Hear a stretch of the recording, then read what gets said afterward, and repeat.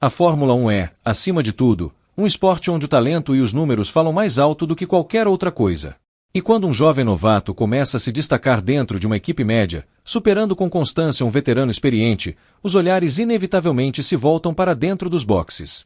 No fim de semana do Grande Prêmio da Hungria de 2025, a ascensão de Gabriel Bortoleto atingiu seu ponto mais alto até então, ao mesmo tempo em que a figura de Nico Hülkenberg, antissímbolo de estabilidade técnica, começou a dar sinais de incômodo.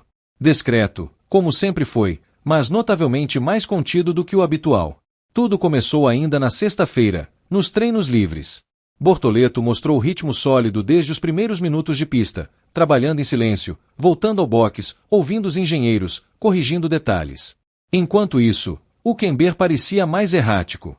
Seu carro teve dificuldades com o equilíbrio nas curvas de baixa velocidade, e o alemão reclamou por rádio diversas vezes sobre o comportamento do eixo traseiro.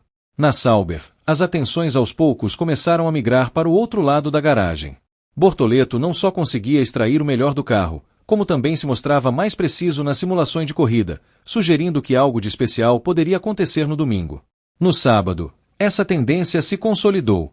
Enquanto Hülkenberg foi eliminado ainda no Q1, em um momento que deixou os engenheiros da equipe em silêncio no pitwall, Bortoleto avançou sem dificuldades ao Q13 e cravou a 7ª melhor marca da sessão.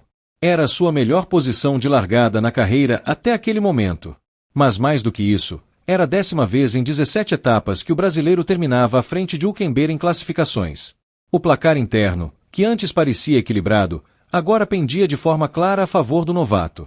E é nesse ponto que as tensões começam a se formar.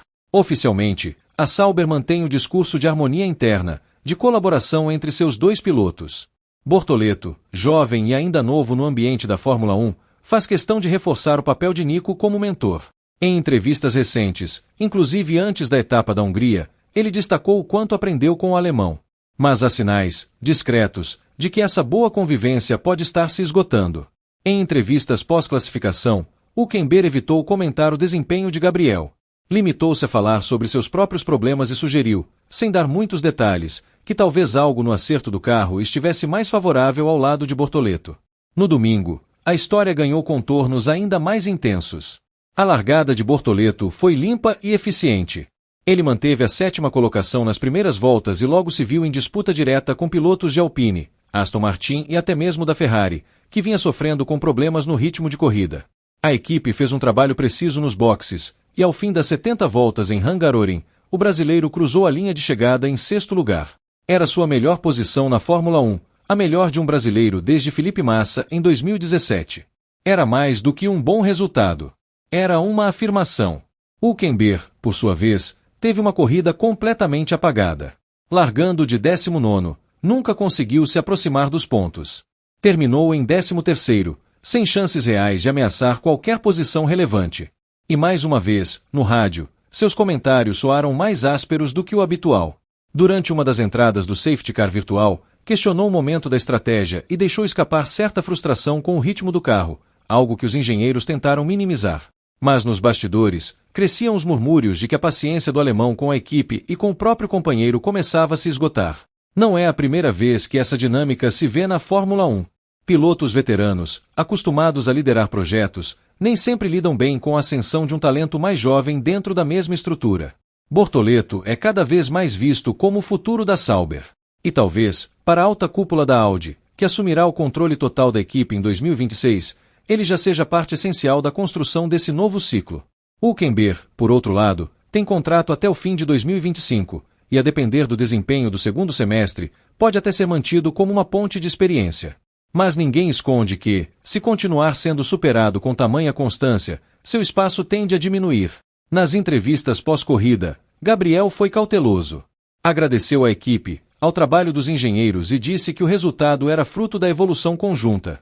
Não mencionou Hülkenberg.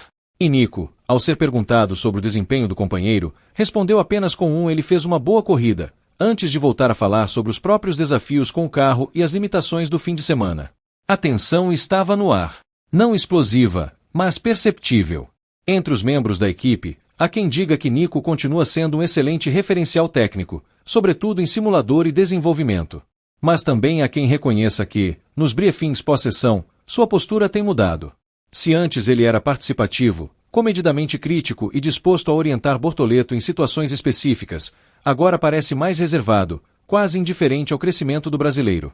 Pode ser apenas um reflexo natural da frustração, mas também pode ser o início de um distanciamento mais estrutural dentro da equipe. A situação é delicada. Gabriel Bortoleto, apesar do sucesso recente, ainda é um piloto em formação. Não pode, nem deve, assumir um papel de liderança absoluta dentro da estrutura tão cedo. Mas, ao mesmo tempo, os resultados falam por si. E Nico Hülkenberg, mesmo com toda sua bagagem e reputação, não tem conseguido acompanhar o ritmo do jovem brasileiro. A comparação se torna inevitável.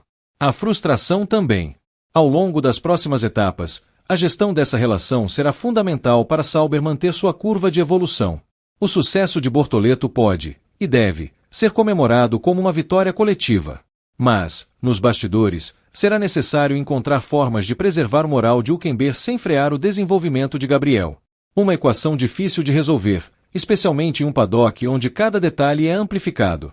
Se os sinais atuais forem levados ao pé da letra, a temporada de 2025 pode marcar não apenas a explosão de Bortoleto como piloto de destaque, mas também o fim da linha para Nico dentro da estrutura da equipe. Ainda restam etapas pela frente, e o alemão certamente buscará reagir. Mas com a pressão crescente e os holofotes cada vez mais voltados ao jovem talento brasileiro, talvez o tempo de Nico Hülkenberg na equipe esteja, silenciosamente, começando a se esgotar. Porque, no fim das contas, a Fórmula 1 é cruel com quem perde terreno. E Hülkenberg, mesmo sendo um dos pilotos mais consistentes de sua geração, parece estar sendo superado por alguém que ainda nem completou um ano no grid. Alguém que, em Budapeste, não apenas brilhou, mas deixou claro que já está pronto para muito mais. E isso, para um veterano que sempre esteve à beira do reconhecimento pleno, pode ser mais difícil de aceitar do que qualquer abandono na pista.